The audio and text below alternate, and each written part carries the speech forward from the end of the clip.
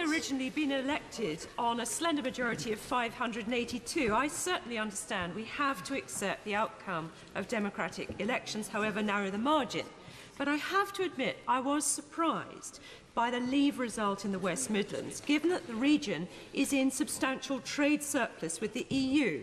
Of course, I'm delighted that the automotive industry has achieved so much success that it exports 82% of all of its cars, and most of those to the other 27 countries of the EU. But it was immigration which dominated the conversations I had, even standing outside the gates of the car factory. No distinction was made between EU and non-EU migration, which we know account for about 50% each. And I worry that our electors are expecting taking back control to mean very few migrants arrive here, whereas our history as an empire means that there are family obligations to non-EU migrants and an absolute obligation through the Geneva and Hague Conventions to provide safe haven for the most vulnerable people, many from countries for whom we drew the lines on a map. I heard mixed motives for voting Leave. Some second-generation migrants told me they didn't want any more coming in. Article 50 will be triggered, and we will be in uncharted waters, trying to negotiate the things that are vital for our success. Access to our principal market is key, and the car industry is desperately short of engineers, and its success will be choked if we can't get the skilled labour it needs. And if we're honest, migrants are more willing to do some jobs, such as picking fruit and vegetables. A spring onion producer told me he can't rely on local labour to get the harvest in. So we must make sure horticulture is not destroyed by taking back control without being able to meet demand for labour.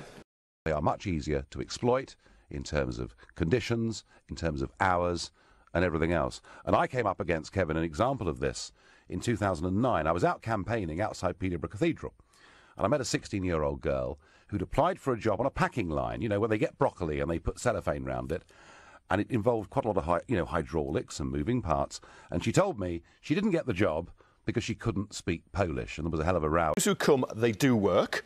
If you can go shopping, if it wasn't for actual migrant labour coming in, you wouldn't get any meat because they've taken over the meat packing industry. Yes, they have. They do the dirty job. You're not telling me that before 2004 that the cabbages were rotting in the fields and nothing was happening. You wouldn't get people picking crops in the same way. That's why you have the casual scheme. Are you happy for unskilled young British people to be forced out of work because big Lithuanian gangs now pick all the vegetables?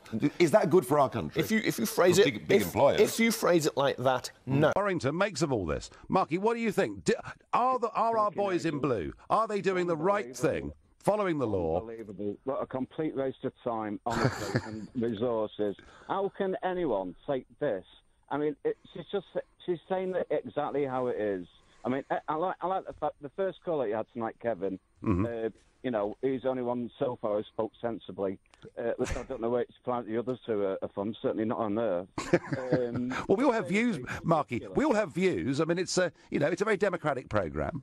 Oh, yeah, no, it is very democratic, but they obviously don't live near where these areas are overrun by the Polish Ukrainians. I mean, I worked last year, I did just one shift at a top high street clothing company, M&S. Just said it now. It's too late now, mate. Anyway, in the warehouse, and 99% of this staff were Polish and Ukrainian. There was only 4 English lads on the packing line, and we only lasted the one shift. The reason, right, communication, and they couldn't communicate with us. None of them even spoke English. Seriously, and that's it's ridiculous. So yeah, Amber Woods hit the nail on the head, and I like the fact that nothing was done when Gordon Brown said the same thing. No. So, all of a sudden everyone's getting all this, like, Brexit, which is going on. It's dragging too long for me. The sooner we get out of Europe, the better. But everyone's, like, taking it as, like, people who voted to get out are racist. That'd be hell. Well, Marky, this all began... I mean, the Criminal Justice Act in 2003 was brought in by New Labour. And that now says... So if, for example, Marky, you were, prosecuted for a crime, burglary, assault, or whatever it was... If the court believed that your motivation wasn't just crime for financial gain, for argument's sake, with burglary, but behind it you had some racial motive or you disliked someone's sexuality, you'd actually get a higher sentence for that. And I think that legislation began in 2003 with New Labour, but actually Amber Rudd has really been hoisted with her own petard, because it was under a Tory-led administration that we got to these new definitions of what is a hate incident. Marky, just one quick question for you. You know, one of the things that is said, you know, when it comes to working on packing lines or whatever it is that in many cases these are jobs that British workers don't want to do, and that's why we have to have foreign labour. I'm sick of hearing that. Right.